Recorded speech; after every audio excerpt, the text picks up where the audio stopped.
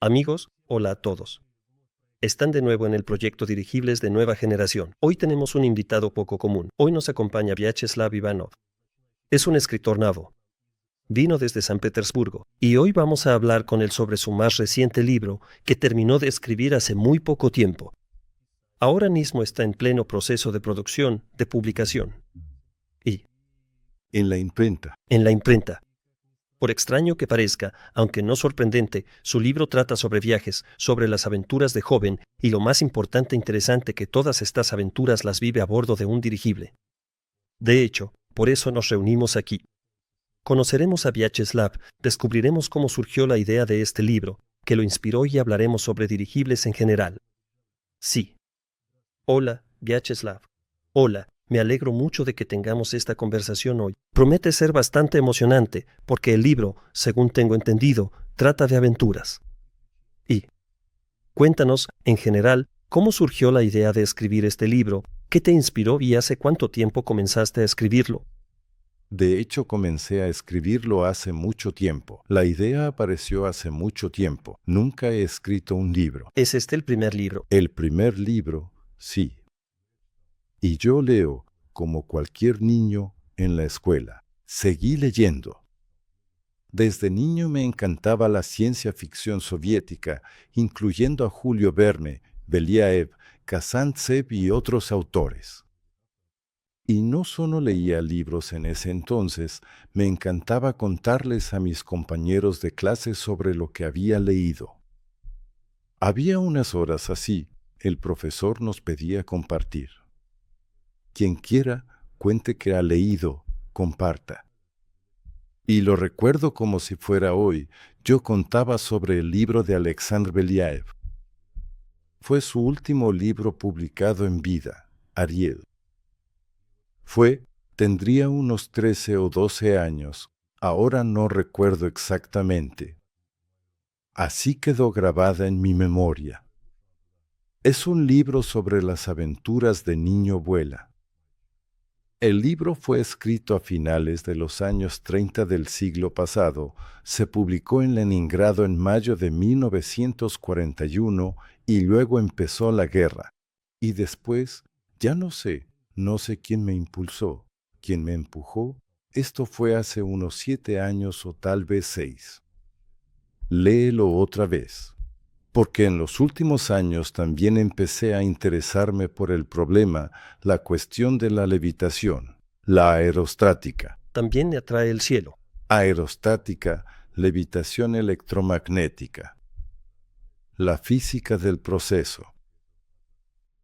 Y, en consecuencia, pienso, quizás los escritores tengan alguna pista sobre eso. Los escritores no escribían esas cosas solo porque sí. Bueno, en general, parece que la gente se lo inventaba, pero si tomamos a Julio Verne, ¿verdad? Él inventó lo que describió o diseñó lo que iba a venir. Y todo eso lo envolvió en historias fantásticas. Sí, bajo la influencia de los relatos y novelas de ciencia ficción, todos los hemos leído. Ahí están Los hijos del capitán Grant, La isla misteriosa, 20.000 leguas de viaje submarino, y así sucesivamente. ¿Cuántos capitanes e ingenieros crecieron que después de leer esos libros en su momento, luego se inspiraron con eso? Por supuesto, vieron que no era solo un medio técnico, sino precisamente un medio de transporte, cualquiera, incluyendo los dirigibles. Es solo transporte. Está dirigido a personas que pueden recorrer y abrir espacios, descubrir y ser libres y viajar a lugares a los que no se puede llegar por otros medios de transporte si hablamos de un dirigible. Pero sin embargo, aquí, por favor, terminé leyendo este libro otra vez. Ariel. Por cierto, voy a interrumpir un poco. He leído un poco el contenido y me he dado cuenta de que el protagonista, Artyom, sí ha leído este libro. Sí, lo he hecho. El libro empieza con un adolescente que termina de leer Ariel, cierra la página y tiene un gran día mañana. Él está con su abuelo lo invitó a un viaje. Tiene 14 años, es de la ciudad de San Petersburgo, año 2035, así que ya hemos llegado hasta aquí. El comienzo del libro se va de viaje. Y cuando volví a leer Ariel, me di cuenta de niño no había notado. Pero ya cuando, en la madurez, ya con la cabeza canosa y cuando han pasado muchas décadas, incluso después de haber leído ese libro, 50 años desde que lo leí, me di cuenta de que el libro no estaba terminado y entonces cuando era niño no me dieron ganas de leerlo. Había otras cosas que me distraían. Eso es todo. Terminé. Sí, y me fui a jugar fútbol, a jugar hockey, si era verano. En fin, ya no era momento para eso. Y aquí, y ahí hay. Un tema claro. Un tema claro para continuar, y luego, cuando supe que él murió en el año 42, en invierno, ni siquiera donde está su tumba. Él siempre estuvo postrado en cama desde niño, también lo atraía el cielo. Dio en uno de los espectáculos como una gimnasta hizo un truco acrobático desde un globo aerostático, sí, saltó del globo, de la canasta, y se le abrió el paracaídas. Todos estaban fascinados. ¿Cómo es posible? ¿Cómo es eso? Y ese niño, que apenas tenía 9 años, él saltó. Con un paraguas, luego una sábana, se lastimó seriamente. Probablemente ese era su destino, porque escribió una enorme cantidad de libros y Ariel fue su último libro. Ese anhelo por el cielo, el deseo de volar, de liberarse. Nunca lo abandonó. Así es, nunca lo abandonó. Y, en consecuencia, ese deseo de volar, todos lo tenemos. Pero existe el vuelo del pensamiento, de la conciencia, de la alegría, de la fantasía y el vuelo real. Primera vez volé en ala delta, no en parapente, fue, por supuesto, sensación increíble, porque no es vuelo libre, pero un estado muy cercano. La tierra desaparece bajo tus pies. Un momento corrías, luego viene ese vuelo. No fue hace tanto tiempo, unos 5 o 6 años. Y entonces, así fue. He reconstruido la cronología. Sí. Después de leerlo, investigué su biografía. Cuando somos adolescentes, no nos interesamos por las biografías. Me enteré de que él nació el 4 de marzo y mi cumpleaños también es el 4 de marzo. Y nosotros tenemos la primera etapa de dirigibles de nueva generación el 4 de marzo. Entonces pensé, vaya, curioso, extraña. Hubo muchas coincidencias durante el proceso de escribir el libro, muchísimas. A veces me ponía a pensar. Sí, cuando empecé a escribir. La mejor manera es escribirlo. O sea, buscabas maneras de continuar ese libro de alguna forma. Sí, pensaba en qué habría pasado después si Beliab hubiera seguido vivo y no hubiera muerto durante el bloqueo. Bueno, en realidad él estaba en Pushkin, eso era bajo los alemanes. Todo su archivo se lo llevaron los de la Gestapo.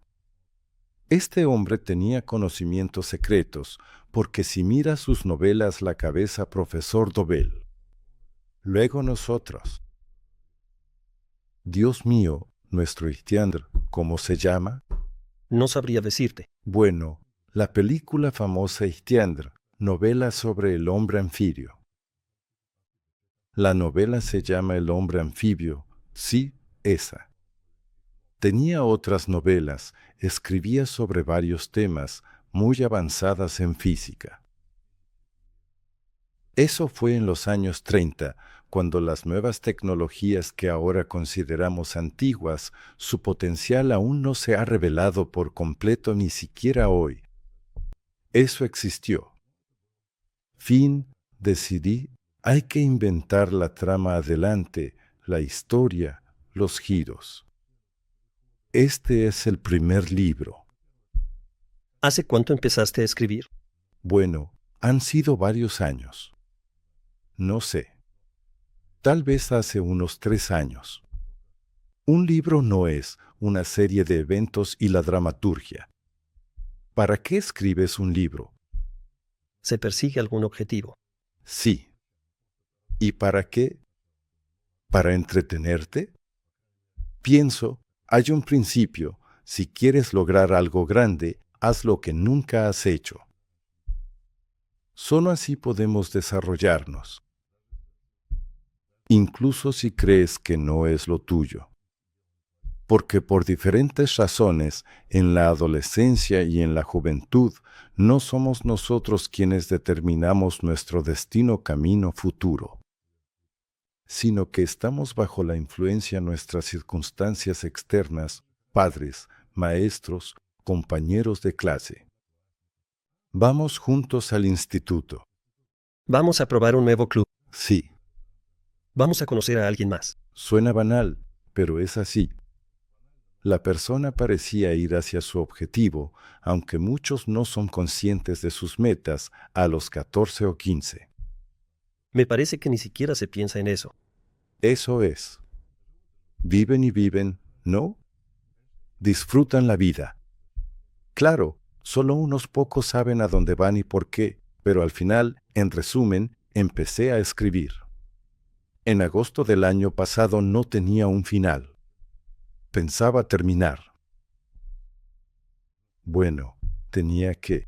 O sea, como cualquier escritor, me encontré con una crisis. Tomé el principio del final de la novela de Belyaev. Es decir, cuando terminó, decidí continuar. Yo mismo he recurrido a él muchas veces, orando desde la perspectiva de pedirle permiso para continuar, para experimentar. Y al final, el pasado mes de agosto se celebró la conferencia online Aeronova. Justo esa fue la primera conferencia. Sí, yo alguien me. Eso fue un milagro, porque no me funcionaba el Internet y el YouTube no me funcionaba. No pude poner un VPN. En ese momento funcionó. Y entraste a YouTube y viste la conferencia. Entré y vi toda la conferencia y sentí una inspiración. Ahí está el final. Sí, el dirigible, ese será el final. O sea, él vuela, pero en realidad todas las aventuras estarán relacionadas con el dirigible. En 1935, los dirigibles estaban en pleno auge. El Hindenburg aún no se había incendiado en Nueva York y muchos dirigibles se desarrollaban activamente en Alemania, otros países y la Unión Soviética. Por eso pensé, bueno, vamos a hacerlo. Y al final, y luego, antes de, bueno, digamos, publicar. Pensé, bueno, hay que hacer algún prólogo para el libro. Bueno, ¿cómo? En que están conectados los tiempos y así sucesivamente. Y pensé, estaría bien hacer a un contemporáneo mío, pero no de hoy en día, porque el dirigible por ahora en nuestro país es algo exótico, sino un futuro muy cercano. Así, el año 35. Y me imaginé que un niño se va de viaje con su abuelo, con su propio abuelo, en un viaje sobre nuestro país, en el hermoso dirigible Aurora. Sí, sí, sí. Bueno, de nuestra ciudad, ¿qué otro nombre podría tener? Solo Aurora. Y al final, el prólogo debía ser muy corto. Del prólogo nació el libro, porque ese libro, el primero que estaban haciendo, todavía le falta trabajo, teniendo en cuenta que otro libro avanzó primero. ¿De verdad pasó así? Sí, y ahora el libro está escrito, ilustrado, con 300 ilustraciones. Por supuesto, lo felicito. Un gran recorrido. Y claro, cuando decidí empezar con el prólogo, necesitaba un asistente. Y en ese momento, yo tenía un viaje de trabajo, pero no por Aeronova, sino por mi tema de emprendimiento. Yo estaba en Buriatia. Y ahí está el Datsan de Ivolginsky, donde se encuentra el cuerpo incorrupto e inagotable del Lama Tejilo.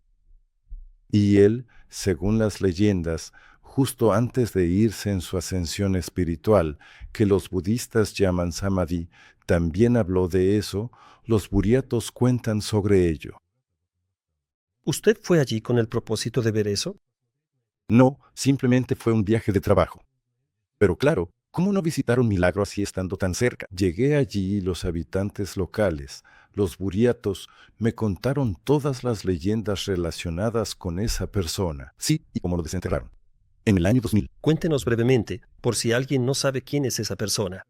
En 1927 él reunió a sus discípulos, los lamas, en el Dasan de Ivolgin y les dijo, me voy a un encuentro. Ellos tienen y ustedes. Yo entraré en Samadhi, me entierran en una caja y dentro de 75 años me sacan. Lo enterraron en la tierra por 75 años en una caja. En una caja de madera. Además, lo cubrieron con sal. Y él, según entiendo, en algún tipo de... Y cuando lo llamaron a los tribunales peritos médicos, porque esto es una exhumación. ¿En qué año lo sacaron? En 2002 lo desenterraron. Los forenses huyeron porque no pudieron constatar la muerte. El cuerpo estaba tibio. No había señales de necrosis. Hoy está en el monasterio Dasan de Ivolgin. Budistas de todo el mundo van a verlo. Él está naturalmente en la posición de loto, simplemente guarda silencio. Ese es el cuerpo. Fui allí, escuché cómo contaban que él podía volar cuando aún no estaba en ese estado y que se desplazaba sobre los lagos de Buriatia, en fin, en los años 20, cuando fue la revolución y todo eso. Bueno, y yo. Usted interesó. Me interesé, pensé, bueno, Lama, ayúdame a seguir escribiendo el libro con tú. Usted estuvo allí mismo. Sí.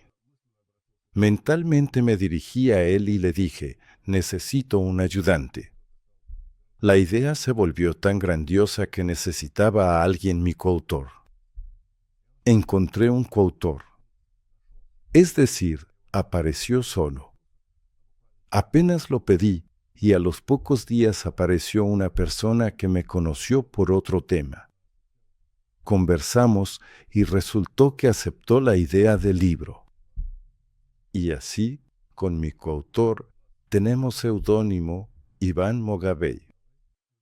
La editorial es Mogabey. Mogabey es ave mágica de cuento ruso. Es mi apodo en redes, en Telegram y Skype, ahí lo usaba. Al final trabajamos juntos. Natalia Kulagina. Y nosotros, como Ilf y Petrov, hombre y mujer, empezamos a complementarnos y a desarrollar juntos. Ella está enamorada del norte. Ella estaba lejos. Por primera vez escuchó de mí sobre los dirigibles, sobre la gente que vuela. Pero, sin embargo, ella se involucró no solo para reescribir mis notas o los textos que yo le dictaba, y al final, desde finales del año pasado, empezamos a trabajar activamente. Le dije, mira, por favor, ayúdame primero.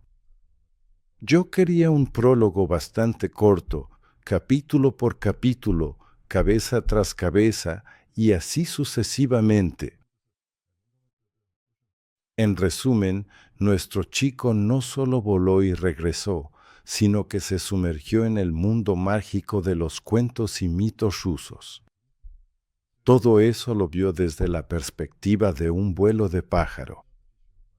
Y al final, él tiene 14 años, es adolescente, pero cuando regresó estaba maduro, comprendido a sí mismo, había descubierto su camino. ¿Quién soy? ¿Para qué estoy aquí? Los niños, los adolescentes, tienen mucho de ese nihilismo. Creen que lo saben todo. Al mismo tiempo, a veces. No escuchan a sus padres, no porque los padres digan algo incorrecto, sino porque ellos. ¿Qué me van a decir los padres si yo ya soy adulto? O al contrario, están sometidos a la voluntad de los padres. Pero en este caso, el abuelo lo lleva de viaje y van volando. El libro empezó a crecer. Vino a nosotros un ilustrador, que por ahora es el único que ha leído todo el libro. Porque había que idear las ilustraciones, y ahora ya están todas listas, 300 ilustraciones. Las ilustraciones son como bocetos, dibujos hechos por el propio Artyom. Como si fuera el estilo de un artista principiante que intenta hacer bocetos en su cuaderno personal, capturando sus dirigibles al capitán y así sucesivamente. Y al final de todo este proceso salió un libro, que es como una película fascinante, pero no es magia, sigue siendo tecnología, aunque al mismo tiempo es un puente hacia el futuro. Un futuro tecnológico, incluso para nuestro país, sí. Y con nuestra cultura, nuestros cuentos y mitos. Mucha gente simplemente no conoce sus raíces desde ese punto de vista y saben muy poco sobre nuestro país. Y más aún, en nuestro libro ese vuelo pasaba por lugares a los que realmente no se puede llegar tan fácilmente. Sí, solo en un dirigible se puede llegar hasta allí. El macizo de Putorana, la extensa costa del Océano Ártico, Colima y Yakutia. Y bueno, el viaje por estos puntos, hay un lugar interesante, un punto que existe en la costa del Océano Ártico, en la orilla, justo donde el río Colima desemboca en el océano. Hoy existe, y en este libro hay una aventura en ese lugar, se llama Parque del Pleistoceno.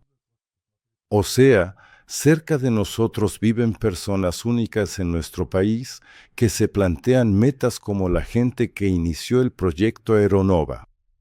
Eso también es un reto, es un desafío, o sea, chicos, si solo se tratara de dinero, hay un montón de formas de ganar dinero hoy en día, si solo fuera por el dinero. Pero yo creo que las personas que hacen esto, incluyendo este parque del Pleistoceno, que es financiado por el multimillonario ruso Melnichenko, están restaurando la fauna allí, la fauna extinta, es decir, animales que alguna vez vivieron en las costas del Océano Ártico, incluso tienen planes de clonar hasta un mamut. Vaya, en serio. Creo que lo he visto en algún lado. Existe 1997, Parque 28 años. Su apellido Simin, Mikita, el científico ruso más citado en Occidente. Porque él se dedica a tareas muy poco convencionales que tampoco nadie. Y fue una elección, como la mía, de decidir escribir un libro. Es un reto.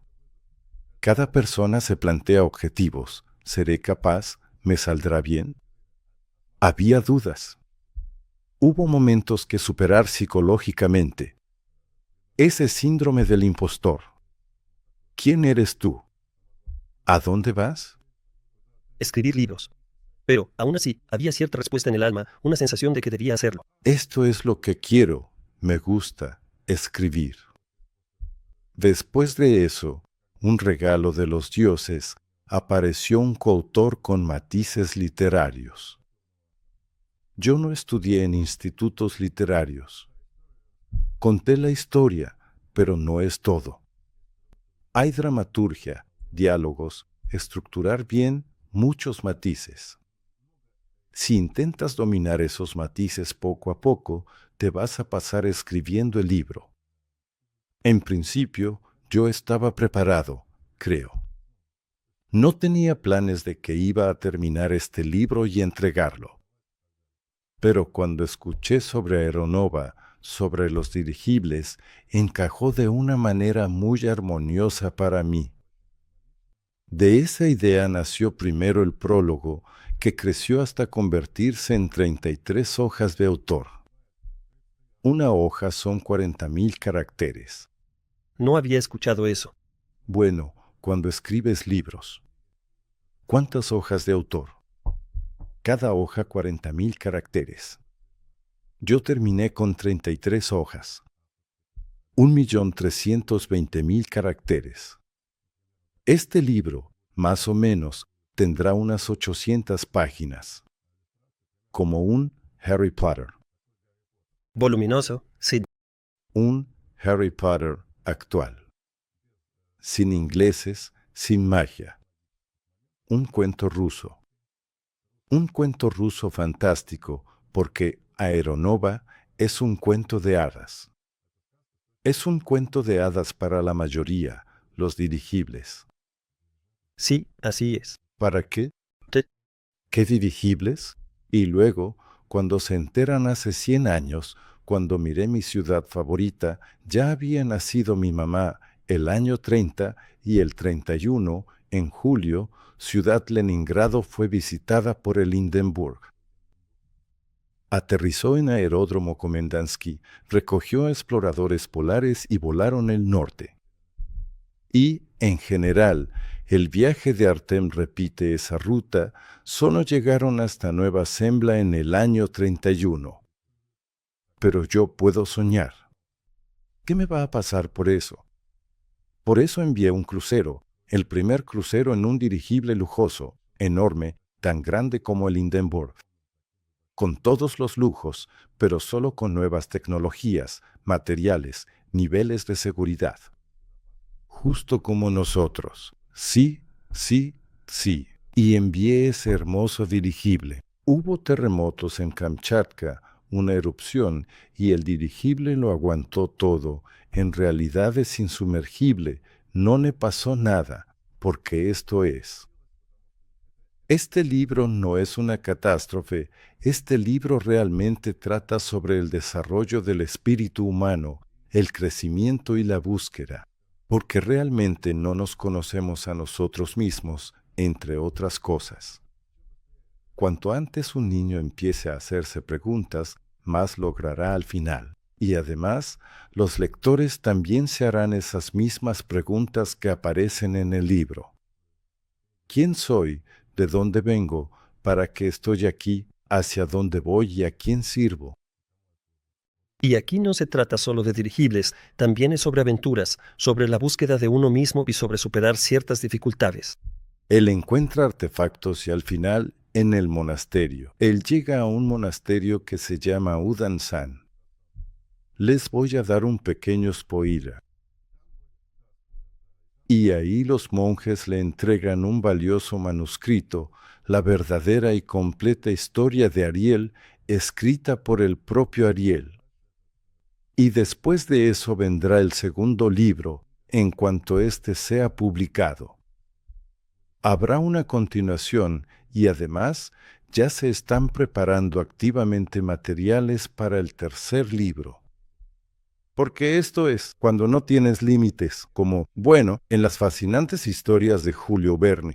Vamos a buscar al valiente capitán. Sí, ahí hay un pequeño y sutil error en el texto. En vez de, bueno, lamentablemente, confundieron los continentes de una manera un tanto equivocada.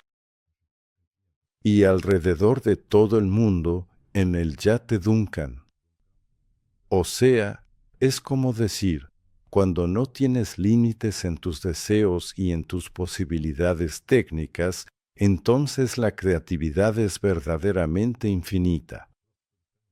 Y por eso surgió algo así. Tienen un plan serio. Sí, y lo hay, porque, primero, la tecnología nunca se detendrá, siempre va a evolucionar. La gente ya se ha acostumbrado a ellos. Pero yo creo que los dirigibles de nueva generación apenas estamos tocando ni siquiera la punta del iceberg. En mi opinión, ni siquiera ha salido ese iceberg a la superficie. O sea, solo sabemos que algo va a pasar allí. No tengo duda que los dirigibles en nuestro país volverán a surcar no solo los espacios del Teatro Bolshoi, toda nuestra enorme nación. Sin ellos, no vamos a ningún lado. Y de verdad, así nació este libro. Quería que la gente, especialmente los niños, cuando lean El Capitán Aurora, tuve varias ideas sobre cómo llamarlo. Él es una figura clave, una figura muy importante en el libro, por supuesto, porque ¿cómo podría faltar el capitán? El capitán del barco, por supuesto. Así que decidí que él tendría exactamente el mismo nombre que Gromov Mikhail Mikhailovich. En los años 30, él era el piloto número 1 en la Unión Soviética. Vivió una vida muy larga. Él es uno de los que también voló sobre el Polo Norte después de Chekalov. Solo que la mayoría de la gente conoce a Chekalov cuando se habla del vuelo sobre el Polo Norte. Pero a Gromov, bueno, su apellido no suena tanto, la mayoría de la gente no lo conoce, especialmente los jóvenes. Y realmente era una persona fantástica en cuanto a las ideas y los récords que estableció en ese entonces. Después comandó un ejército aéreo durante la guerra y vivió mucho tiempo más. Se convirtió en escritor. En el 85 falleció, pero de todas formas fue una persona que merece ser recordada.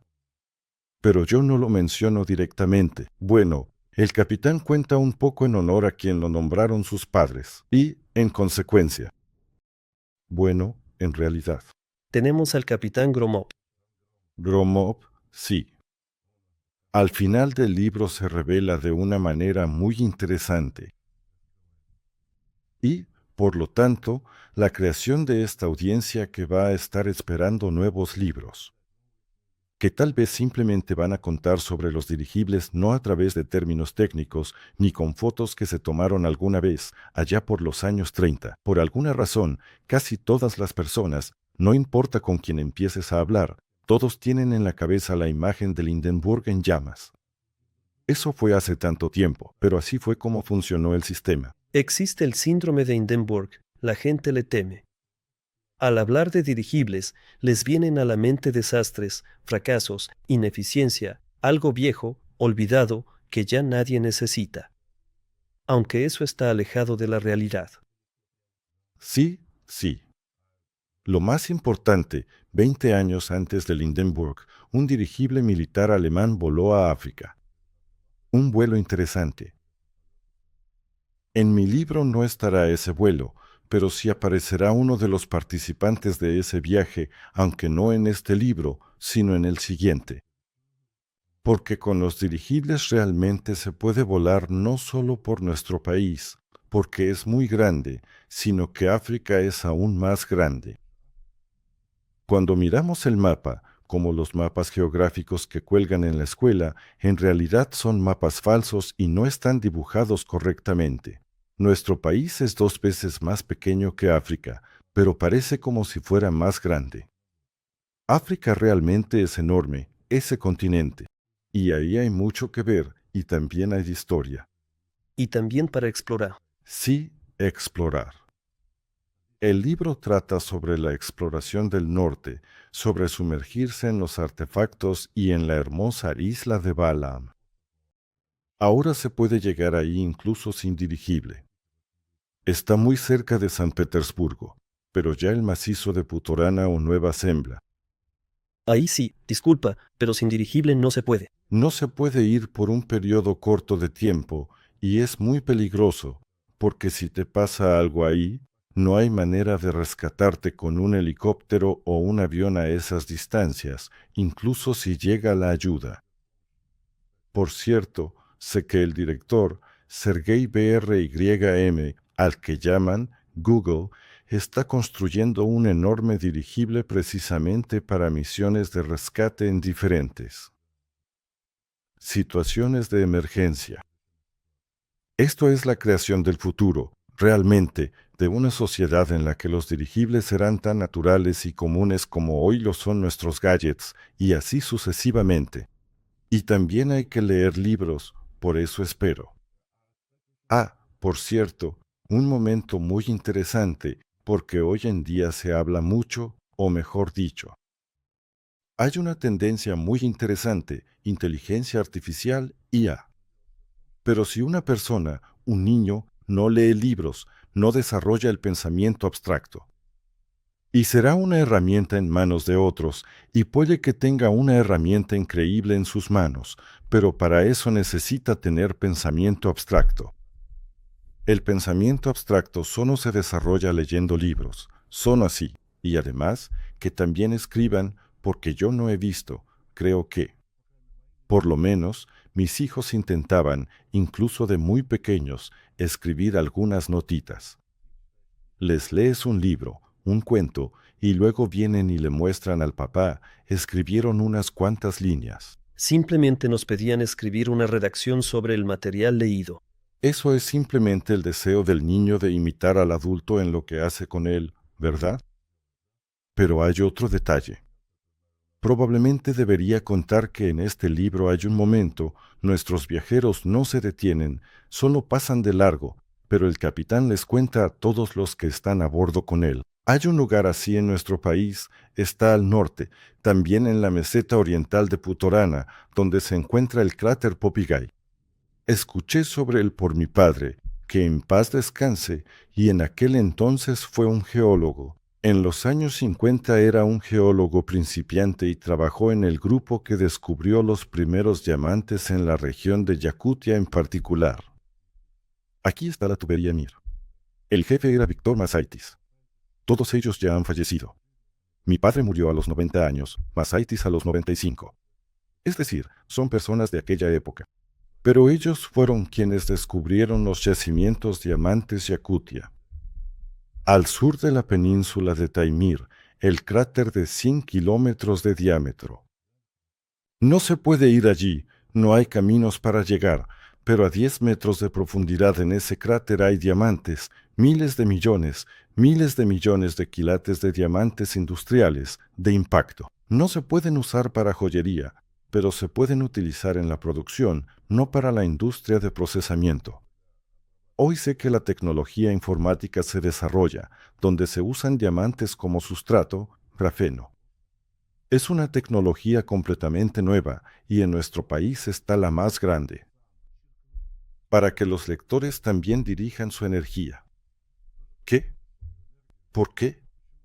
Esto es nuestro patrimonio común y ahí hay más. ¿Cuándo se descubrió ese yacimiento? Ese es el cráter Popigay. Ahí lo encontraron. Eso fue a finales de los 60, principios de los 70. Ya se conocía antes, solo que primero buscaron en Yakutia, que era más sencillo, y ahí extraen. ¿Y ahí cuántos años han pasado? Más de 50 años, y ahí simplemente. Bueno, lo digo porque hasta ahora ese lugar no se ha desarrollado, no se ha investigado. Ahí se necesitan enormes inversiones, se necesita transporte que permita llegar hasta allá. Por eso no desarrolló, porque necesitaba dinero, recursos para sacar de ahí. Porque ni siquiera nos imaginamos lo grande que es nuestro país. Espero que todos los que lean este libro viajen junto con Artyom, se preocupen por sus aventuras, por su crecimiento, por los diferentes momentos peligrosos que tendrá que vivir.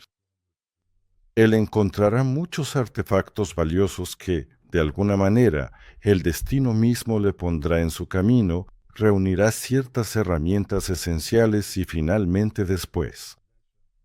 Cuando tenga en sus manos una herramienta de gran poder, la decisión es, ¿qué hacer con ella? ¿Usarla como arma o para el bien? ¿Destruir o aprovechar? Este momento, cada persona, cuando piensa en su vida, en algún invento, en mitos, leyendas, piensa, si a mí me llegara el elixir de la inmortalidad, yo lo usaría. Es comprensible, cuando una persona tiene 60 o 70 años, diría, sí, lo usaría. Pero un adolescente que no se plantea preguntas la vida y la muerte. Y se imagina esa situación para sí mismo. Y lo único, aunque es un libro para adolescentes, es que ahí también se plantea esa cuestión desde el punto de vista de que hemos venido aquí, hemos nacido. Y la cuestión de la muerte, y la cuestión de nuestra responsabilidad, de nuestra vida, en que vamos a gastar nuestra vida. ¿Qué elección vamos a hacer? Sí, porque al final, a todos nosotros nos está garantizada una sola cosa. Es poco probable que todos podamos repetir la hazaña del Lama Tejilov y volvernos incorruptibles. Y a él vienen personas de todo el mundo, seguidores del budismo y no solo, con oraciones, con peticiones. Por cierto, él no resuelve ningún asunto material, pero ya hay una enorme cantidad de personas que cuentan sobre sanaciones, sobre encontrar un nuevo camino para sí mismos. Él es un espíritu espiritual fuerte que trabaja para Buriatia y para todo nuestro país. Porque solo en nuestro país existe un hecho así, que se puede tocar, no físicamente, pero sí mentalmente. Vyacheslav, por cierto, aquí hay un momento interesante. Tengo entendido que tu libro está en la frontera entre la fantasía y la realidad. Y, por lo que entendí, Artem viaja por lugares reales que existen en nuestro planeta, en nuestro país, y es precisamente ahí donde se encuentra con ciertas pruebas, desafíos y decisiones. Con aventuras. Por ejemplo, tenemos un punto en el mapa de nuestro país, los Urales del Sur, Arkain. Muchos ya saben que ahí excavaron hace relativamente poco, en los años 90, una ciudad que pertenecía a una civilización muy antigua nuestra. Hay diferentes opiniones sobre para qué fue construida. Pero el hecho es que esta ciudad es más antigua que las pirámides de Egipto, eso está en nuestro país. Pero al mismo tiempo, cuando Artem vuela junto con el parque poliestacional, ese también es un lugar que realmente existe hoy en día, en la actualidad. No es solo ciencia ficción, son personas reales que están ahí activamente haciendo algo, trabajando y realizando investigaciones importantes. Ahí soñar en ese parque, año 35, habrá muchísimos animales interesantes, en teoría no deberían en el norte, ¿por qué no?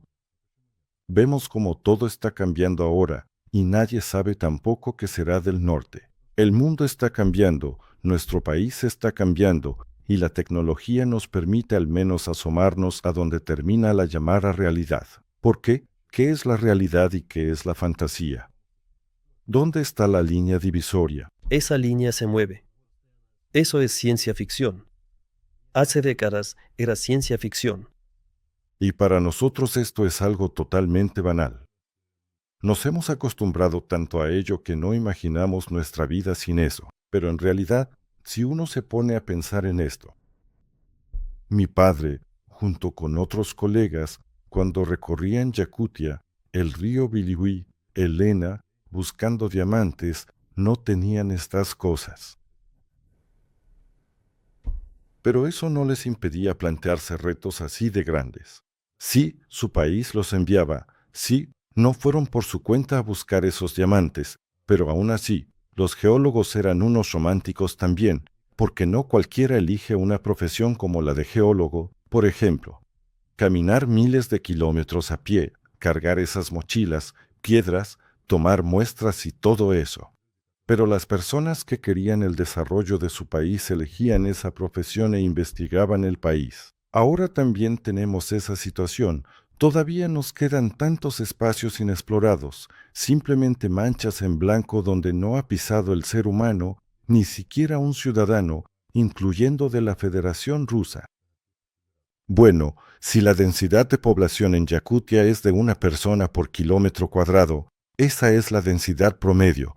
Pero si consideramos que en Yakutsk vive el 99% de la gente de Yakutia, entonces todo lo demás son prácticamente vacíos o deshabitados.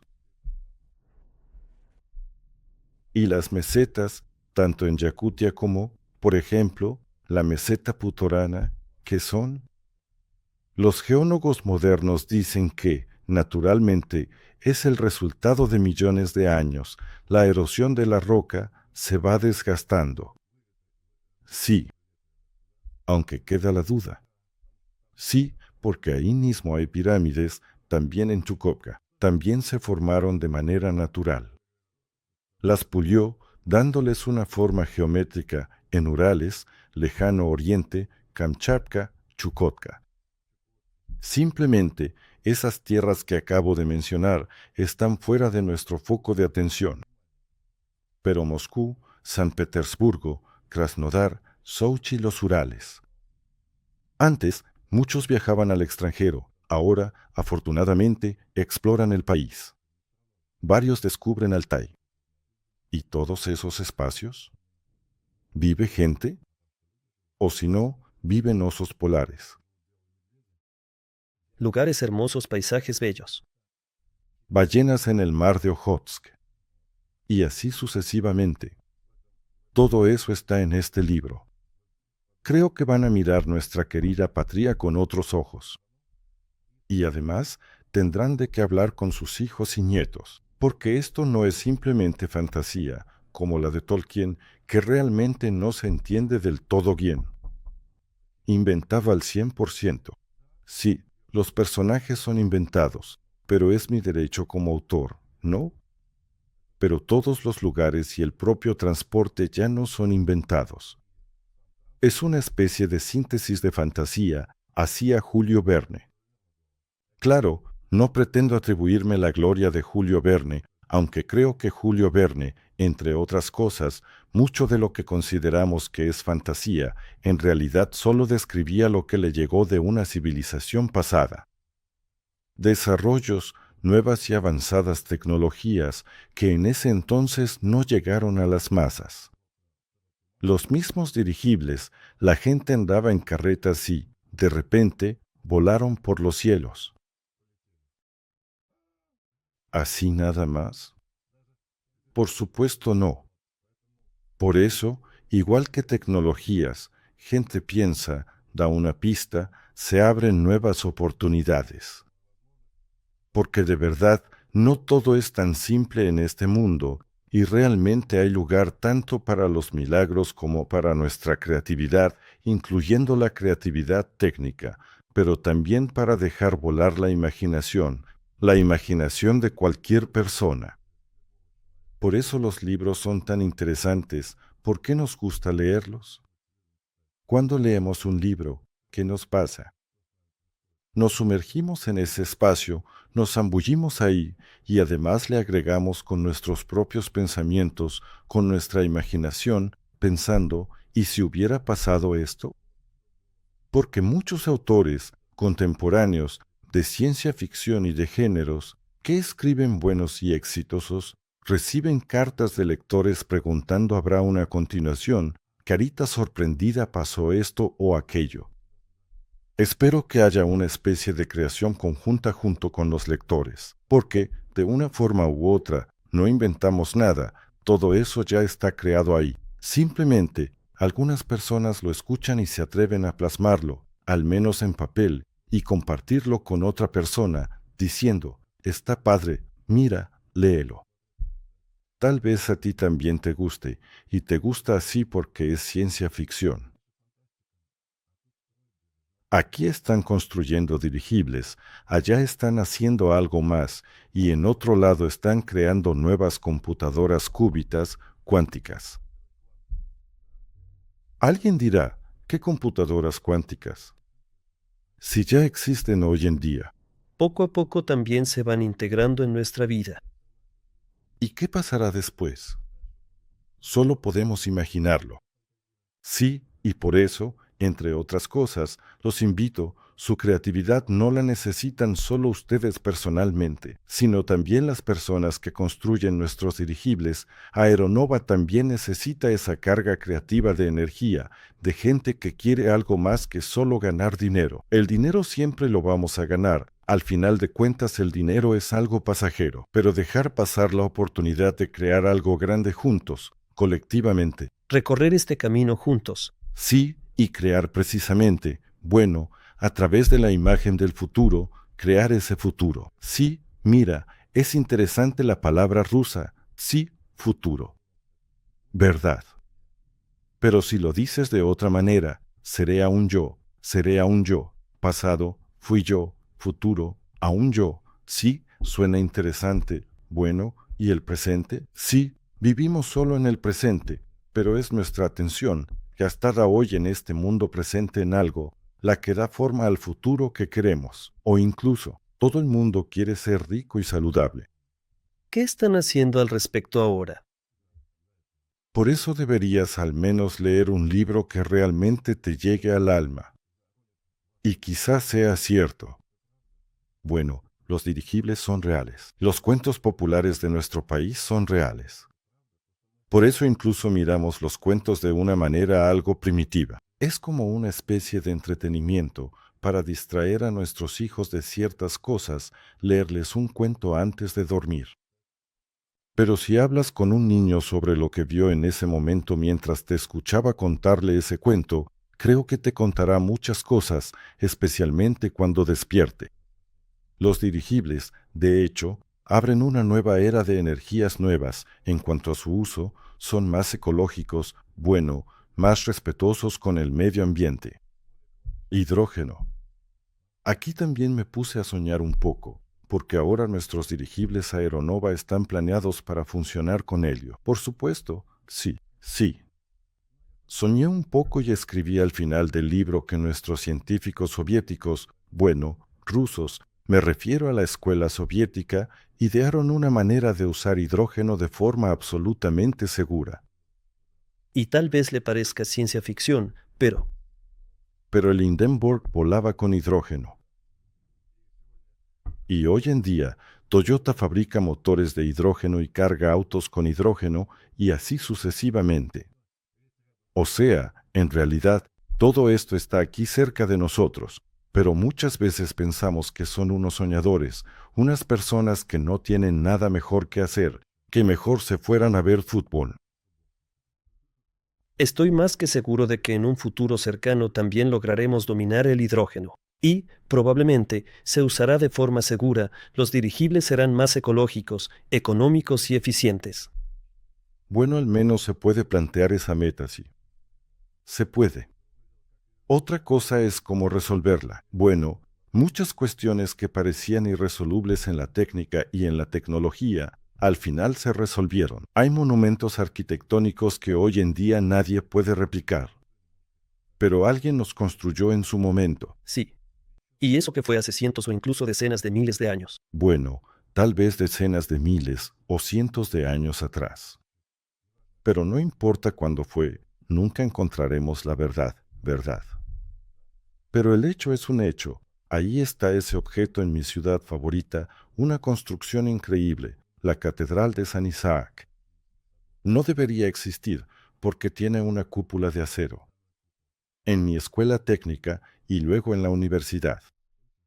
Estudié primero para ser ingeniero naval, luego en la Facultad de Ingeniería de Energía Mecánica del Instituto Politécnico. Y en las clases de ciencia de materiales, recuerdo, desde entonces, ya han pasado muchos años, el acero, la producción de acero surgió a finales del siglo XIX. El acero es. De piedra se puede hacer algo. ¿Cómo se hace el acero? Pero eso es una ciencia, un arte, tecnología, porque las construcciones de acero, en ese entonces nadie podía, como nos enseñan, eso es imposible. Pero ahí está, díganme. Nómbrenme a ese maestro, ese artesano, que pudo construir una estructura así, sin resistencia de materiales, sin esas estructuras pretensadas, pudo construir, levantar y lleva siglos y sigue siendo un deleite para la vista.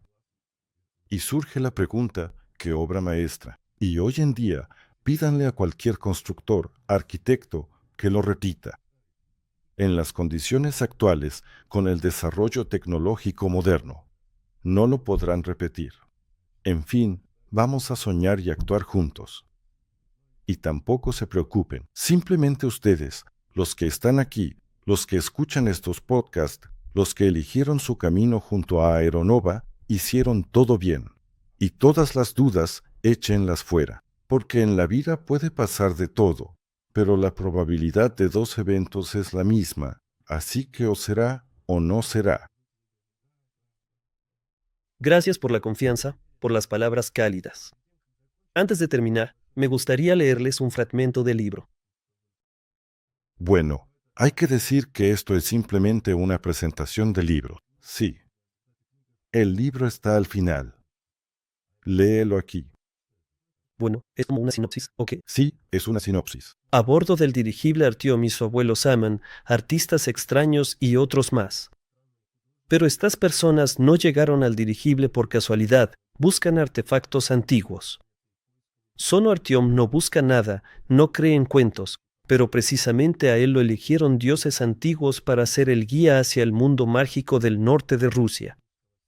Nadie sabe cómo se ven exactamente los artefactos ni dónde buscarlos, pero todos comprenden las consecuencias si la energía antigua resurge de la oscuridad de los tiempos. Pero ¿cómo encontrar tu papel en el juego y creer en las fuerzas antiguas si eres un adolescente? Artyom solo tiene 14 años, es la primera vez que viaja en un dirigible y no tiene idea de las guerras antiguas ni de su propio destino. Él encuentra un libro escrito especialmente para él y se enfrenta a una decisión, dejarlo a un lado o leerlo hasta el final. Un viaje único en dirigible sobre el misterioso norte ruso y el Ártico arroja luz no solo sobre antiguos secretos, sino que también permite ver lugares protegidos desde una perspectiva poco habitual.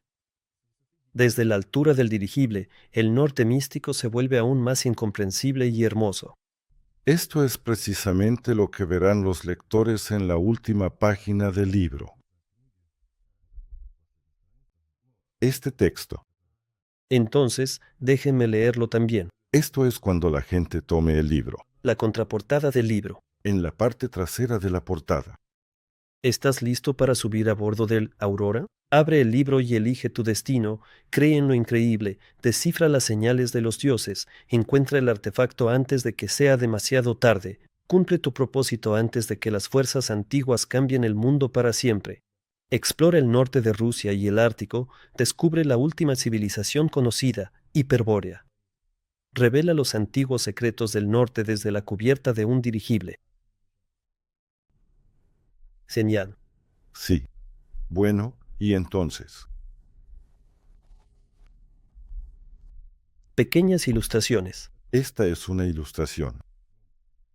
Por supuesto, cuando le describí el dirigible al artista, me inspiré, entre otras cosas, en cómo estaba construido el Hindenburg. De hecho, lo reconocí de inmediato por las ilustraciones. Bueno, mientras estemos atados, se inventa una imagen completamente fantástica, totalmente alejada de la realidad. En el año 35, difícilmente cambiará mucho. O sea, como platillos voladores y ya, nada más. Aunque la apariencia del dirigible probablemente no cambie, el diseño interior sí será completamente diferente. Este es un dirigible para cruceros, es un dirigible para gente rica y acomodada, porque creo que los primeros viajeros en dirigible serán personas que tengan esa posibilidad financiera y ese deseo. Y también la posibilidad, porque sé que los estadounidenses acaban de anunciar la creación de un dirigible de crucero para el año 2027, planean los primeros vuelos, y ahí el crucero cuesta $250,000. Pero creo que en Rusia el precio será más accesible, aunque de todas formas aquí también hay mucha gente rica que querrá ser de los primeros en volar. Por eso, amigos, los dirigibles no son negocios, ni dinero. Son un sueño, romanticismo, viajes, la chispa y el deseo de explorar este mundo. Vyacheslav, muchísimas gracias por esta conversación tan fascinante. ¿Qué piensa usted al respecto? Escriban comentarios, cuéntenos qué piensan del libro. No olviden dejar unas palabras de agradecimiento, palabras inspiradoras para Vyacheslav por haberse dedicado a una causa tan noble y, digamos, tan noble. Difundir este campo, romanticismo, aventuras y los dirigibles. Es genial, increíble y debemos seguir haciéndolo. Escriban también qué esperan en el futuro de este tipo de colaboración, por favor. Estaremos esperando. Eso es todo. Gracias de nuevo a todos los que ven, los que participan activamente. Hasta la próxima. Espero que no hayamos sido demasiado extensos y que puedan ver este material. Que tengan la paciencia suficiente. Adiós a todos. Hasta muy pronto.